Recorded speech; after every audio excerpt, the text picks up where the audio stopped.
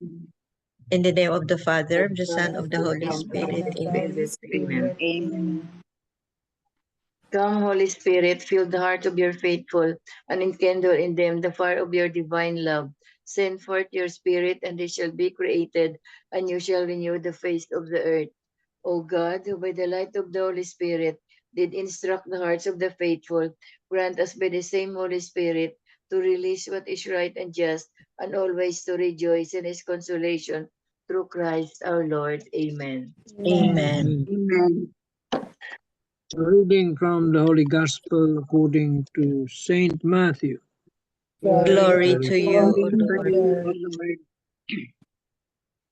As Jesus got into a boat, his disciples followed him. Suddenly a violent storm came up on the sea, so that the boat was being swamped by waves, but he was asleep. They came and woke him, saying, "Lord, save us, we are perishing." He said to them, "Why are you terrified, O you of little faith?" Then he got up, rebuked the winds and the sea, and there was great calm. The men were amazed and said, "What sort of man is this, whom even the winds and the sea obey?" The Gospel of the Lord. Praise to Praise you, O to Lord you, O Jesus Lord Christ. Jesus Christ. The 3 pointers for today's Gospel. Number 1, the storm in today's Gospel could symbolize the storms of life that we face in our present life or the crisis we faced in the past. Number 2, Jesus reminds his apostles to have more faith in him because while the wind and waves and the pains and trials of our lives may seem to threaten to threat to, to threaten us, nothing can overpower his divine presence and protection. Number 3, ponder on this truth and renew your trust in the Lord who will never fail you. Speak to the Lord from your heart and feel his assuring love. Amen. Amen. Amen. Thank you very much, Tita Lynn. So I have watched and read different kinds of homilies, no, for today's gospel, no. Some are about our faith, some is about fear in life, some about challenges in life. But this one homilies has caught my attention, no. The center of the homily is about the boat. Yun. Boat, ang boat na ito, it represents our life. So the boat has to be strong, no, in order for so that it can withstand any kinds of challenges, no, what challenges in the water, no. So a boat is our life. A boat is we expect, no, we expect different kinds of turmoils in the sea, but who are who is in the boat? Who are we? Who are we? Who are we with in the boat?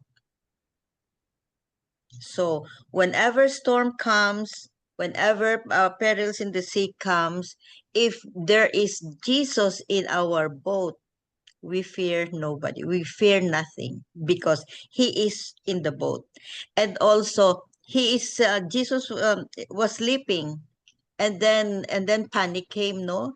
So in our life, no, in our life, if we have Jesus in our life, no, we seem like during the panic, during these challenges, no, during the storms, it seems like Jesus is silent, but just trust him because he is with us in our life. He is always with us in our boat.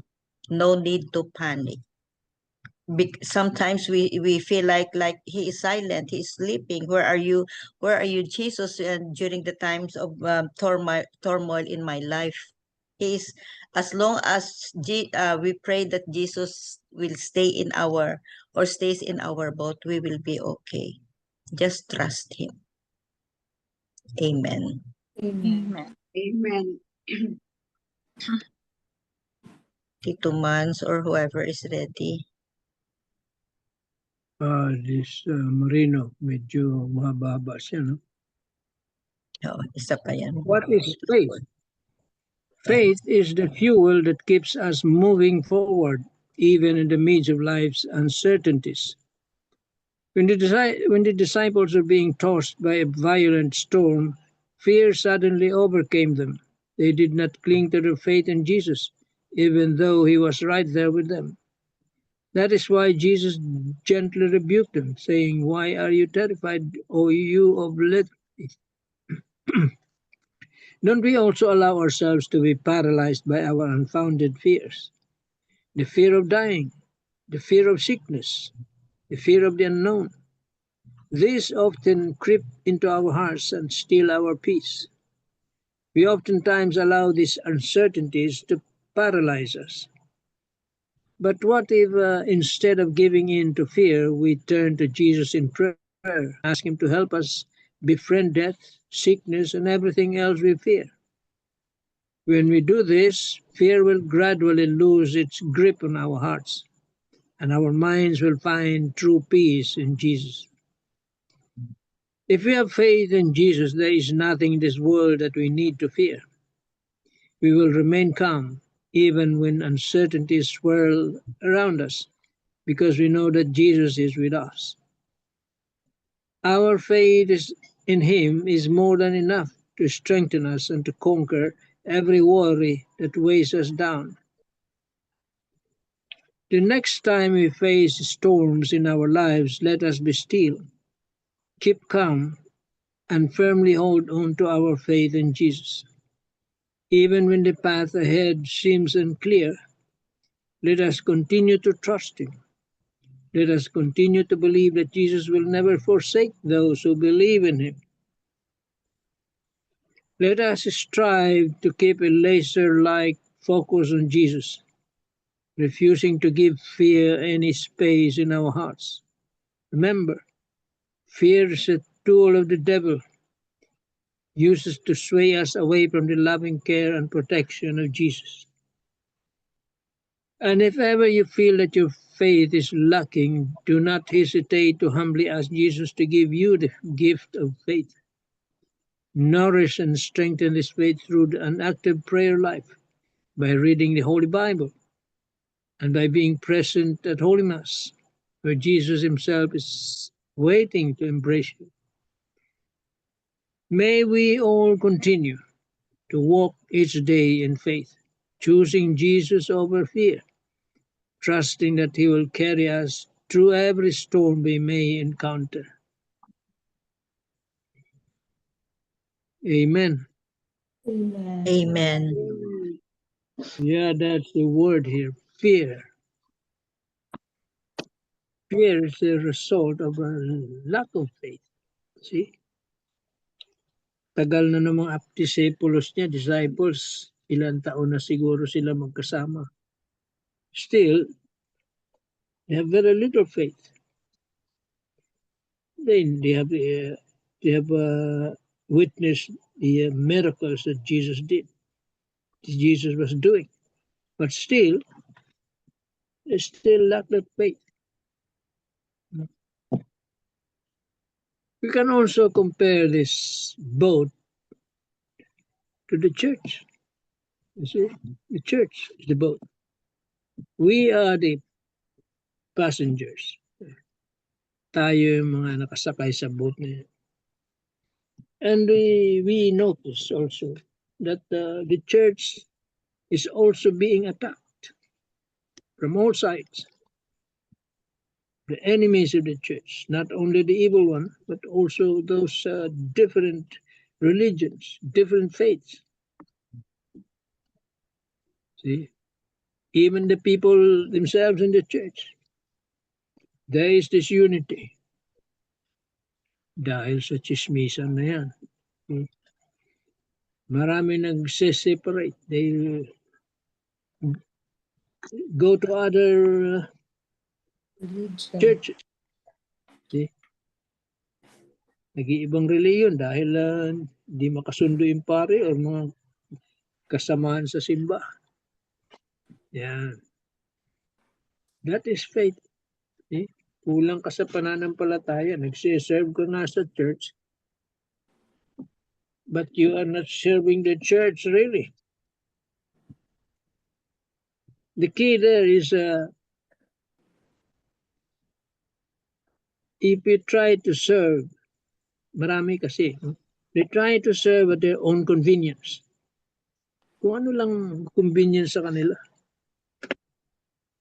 Maski sa amin mamimili yan ng assignment. Kung anong convenient. Natural lang yun. But if you serve because it's convenient to you, you are not serving at all. You're not serving God. You are serving yourself. Sarili mo lang siniserve mo. Kaya tandaan natin yan. You must be inconvenient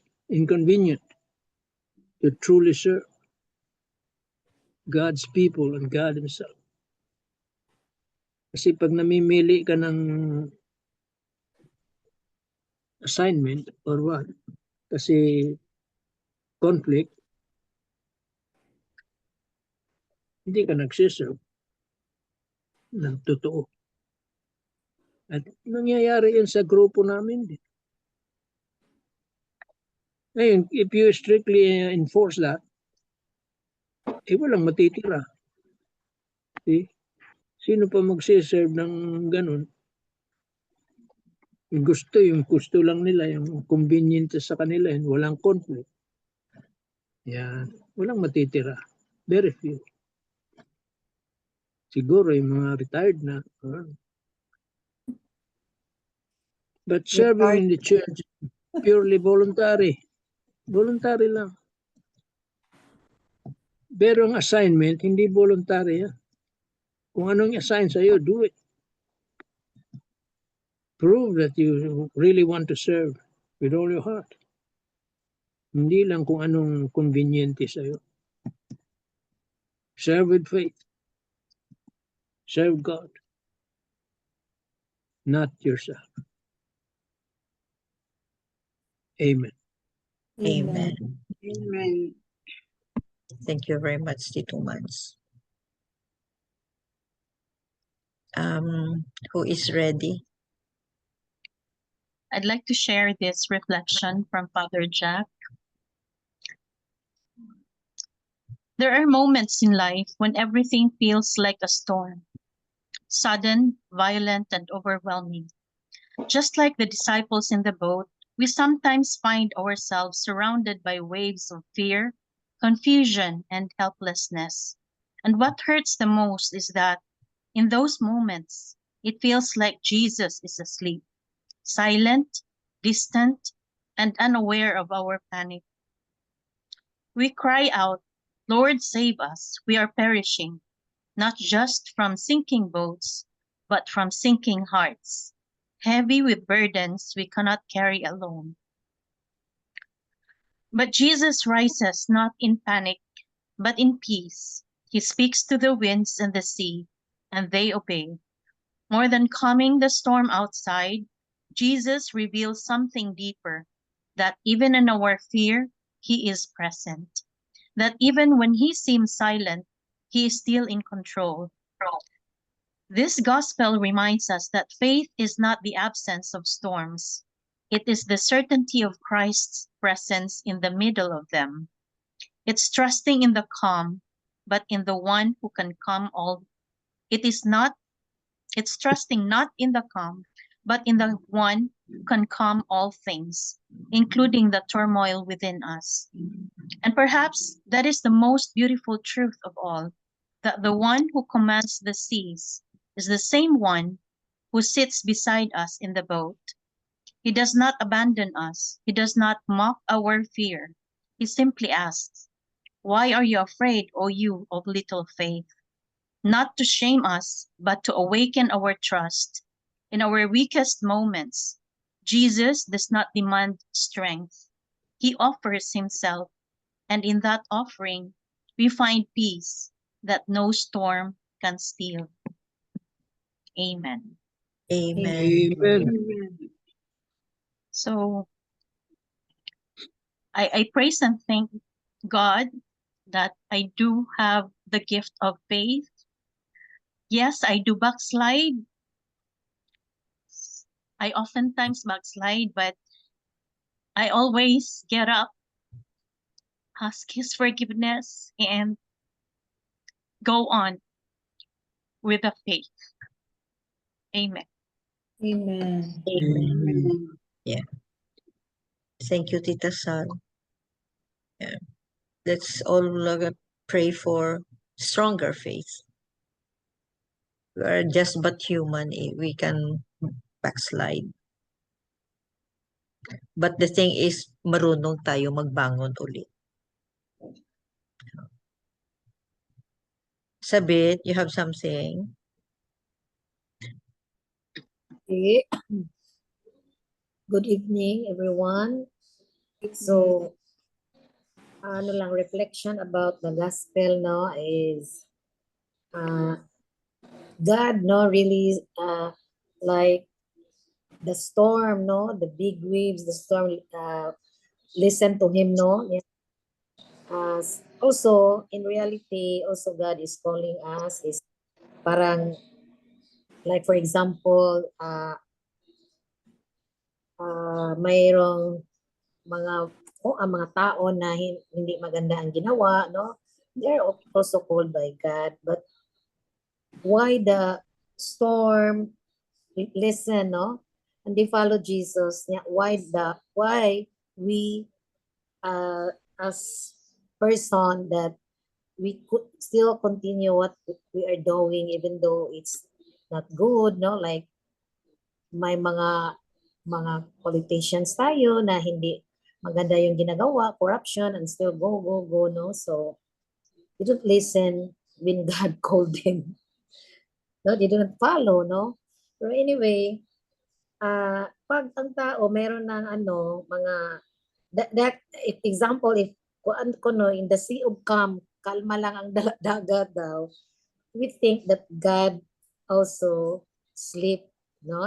Easy to believe God is asleep kuno, and we can indulge in any sinful lifestyle or immoral livelihood. No, like the first reading, Sodom and Gomorrah, but as surely as night follows day, the consequences of sin will pile up and come down on us like a terrible storm or a rain of fire. So I've heard no na God really give us free will, but it's all up to us, no? If we commit sin, and then kasi binigyan tayo ng free wills, but you have to face the consequences. So ito ang nangyayari sa first reading, no? Sodom and Gomorrah, no? And then only then do we rush to God and wake Him up with our cries of help. So God does save us from our mistakes, but only if we start trusting His instructions and commandments, even if we don't like them. So in the first reading also, God saved Lot, Abraham's nephew, and his family from destruction, but he had to follow instructions to leave the comforts and pleasures of Sodom and settle in a simple but peaceful village. So why wait kunota for signs of coming storm or rain or fire? Let us return right now to the secure harbor of God's love and live a simple but peaceful life with Jesus in the Holy Eucharist.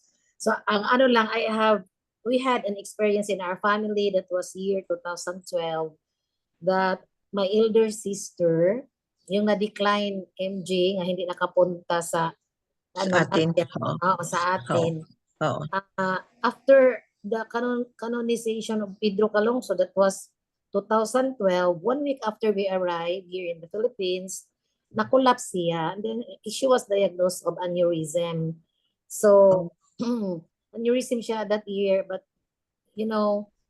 maybe not pagyud sa iyang time, but Pero I reflect lang ba nga my sister, she's a very buutan gyud. She served gyud the community, very active, good doings, grabe siya ka generous, grabe ka manggitabango, no? Very kuan gyud siya, a person like murag where our mom died, murag siya ang mama namin.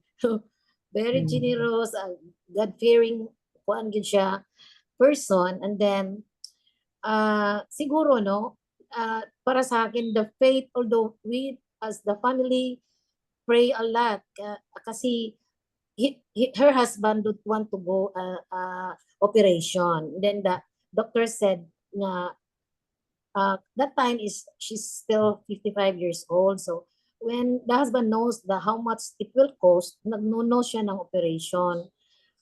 So we offer prayers. If we cannot do it, man, we cannot decide for her. Only her husband, because of our lot of prayers, and even we told the husband that we have to share the expenses in the hospital, but still hesitant ang husband. But because of our prayers, no, unceasingly tumawag ang husband na he will say the operation. So yun lang ang doctor nagsabi na it will take 3 hours in the operating room, but it only made 1 hour no nga na ano siya na finish ang operation. But we, the family, the children, the husband, and the siblings, during the operation we kuan gyud the kuan kanang chaplet, we sung it in the hospital near the operating room. And then amazing, she ano siya, until now she's very good. she's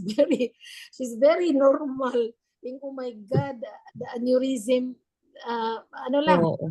count dyan mabubuhay. Or maybe, mabubuhay, hindi na siya normal, ano. Pero really, my reflection lang is, she invested na, for one ba, parang may investment na siya na ginawa while she is still in good health, no? Ritual Siya, balance. While kalma pa. kalma, oo. So, Wala pang storm. Oo. wala pang storm, na ano na Oo. siya.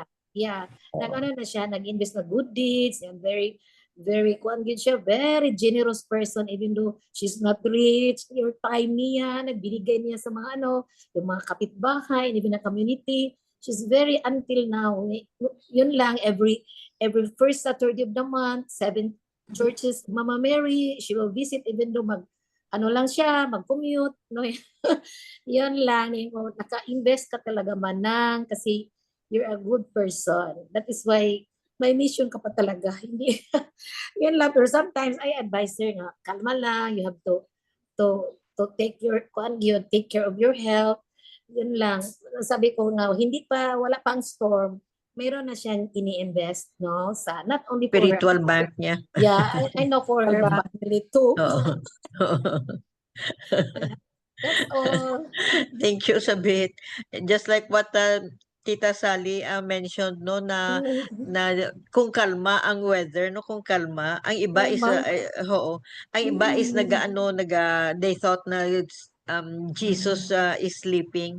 Pero ang sister mo Sabit, even kalma ang weather, nag-invest na siya sa spiritual bank niya.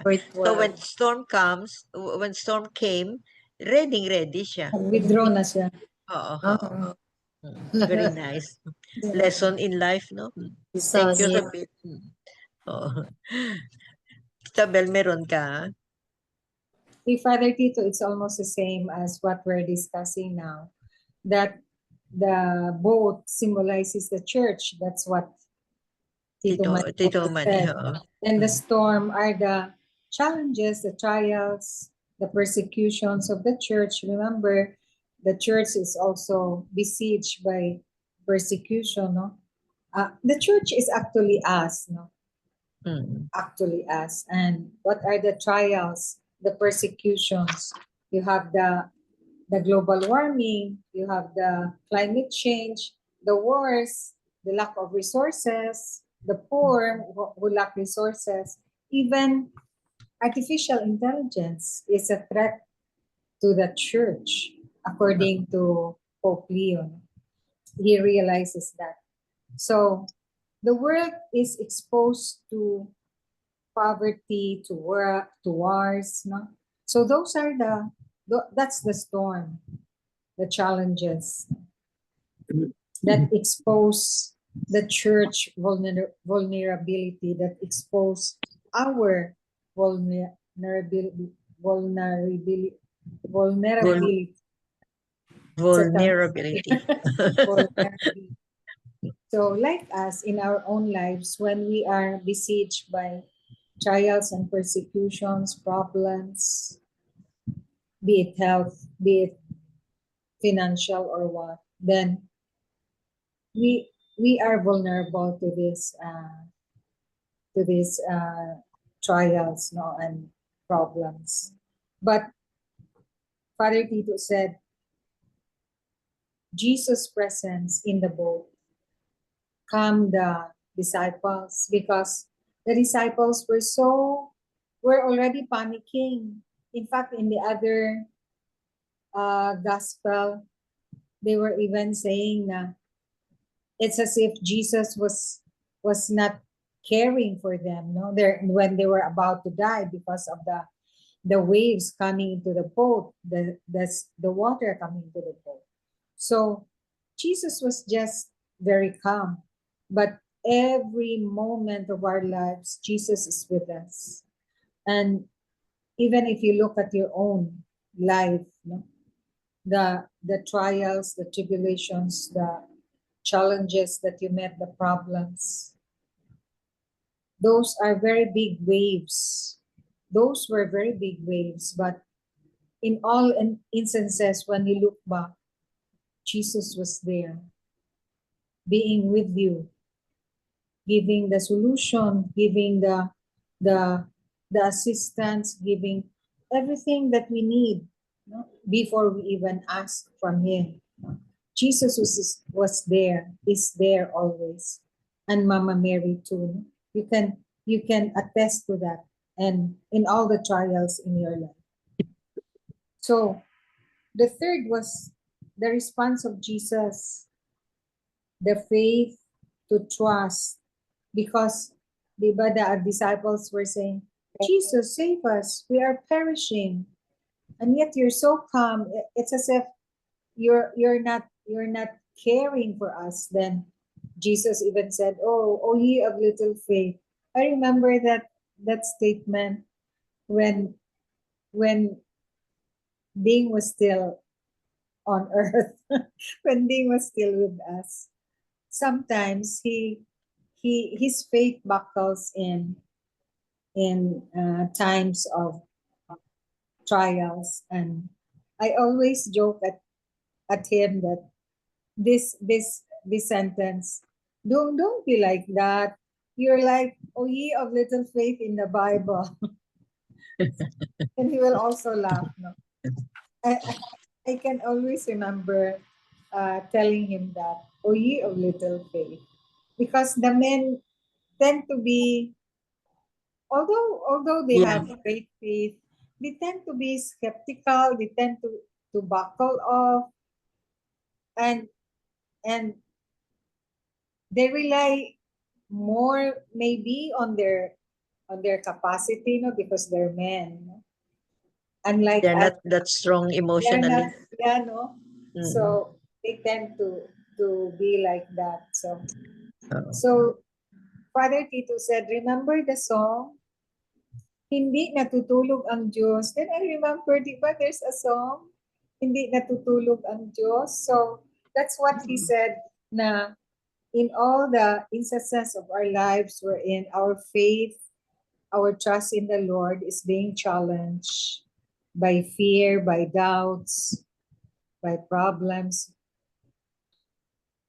we should trust in God, that Jesus is always there for us, no matter what, whatever situation we are in, the Lord is always there for us.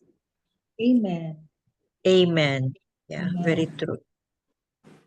Oo na. Yeah, as long as Jesus is always in the boat, in In our the boat. boat, Yeah, Yeah, in our in our life. boat. In our boat, in our life, no? We seem like looking at him and saying na he's always sleeping. He doesn't like even faced with the turmoils, no? He's still sleeping, he's still calm, but as long as he is with us, he will no, he will really save us. Then we remember the footprints in the sand. Yeah. When there were only one set of footprints. Oo. It was then that I That carried I carried you. So, yeah, if you look back, no, ang dami nating mga experiences, no, na if we really look mga back, sad no, ba, mga sad stories. ang oo, oo, mga during the trials, no, challenges in our life, no, he's always there. If we just turn back, no, Yeah. turn back natin, nandyan talaga siya. Nandyan So, talaga. oo, caring for us. Now we thought we couldn't survive or we Oo. couldn't carry through the Oo. sadness, the Oo. trials. Then ma-carry pala natin because he's there. Oo. If not siguro kung wala pa siya, hindi talaga natin makaya, no? Ay, Siguro oo. mamamatay tayo, no? Paano yan kung wala siya? Oo. Oo. Yeah, so we give you thanks, O Lord Jesus Christ, for always with us. Yeah, always with us, taking care of us. Although we are sinners and not worthy, but because of His unconditional love, He is always with us every moment in life. Amen. Amen. Any short comment before the closing prayer? Yeah, we are sabi nga ni Tita Bell, we are the church. The domestic church. The family is the domestic church na tinatawag. We all know this. And in the gospel, it is a test of faith. It is a test of faith. You say you have faith, you will be tested. We know about the fruits of the Spirit. You say you have patience, you will be tested. Kung talagang may pasensya ka. Meron kang pagmamahal, love, that you will also be tested. May padadala sa iyo na tao na kung ano man, na hindi mo pwedeng mahirap mahalin. Parang ganun yan. All will be tested. And all is about faith. Amen. Amen. Amen. Thank you very much, Tito Manny. So that ends our gospel and reflections for today. Thank you for the sharing. Thank you for the reflections. Thank you for the wisdom. Amen. Amen. Amen. Gracious God, we thank you for the time of worship. We have been blessed by your presence and guidance. We are grateful for you continue to watch over us and protect us. Help us to live our lives in a way that honors you every day. In Jesus' name, amen. Amen. Amen. And all together, please, glory be to the Father, To the Son, to the Holy Spirit, as it was in the beginning, is now, and forever, world without end. Amen. In the name of the Father, the Son, and the Holy Spirit. Amen. Thank you all. Thank you very much. Very nice. Goodbye. See you Good night. tomorrow.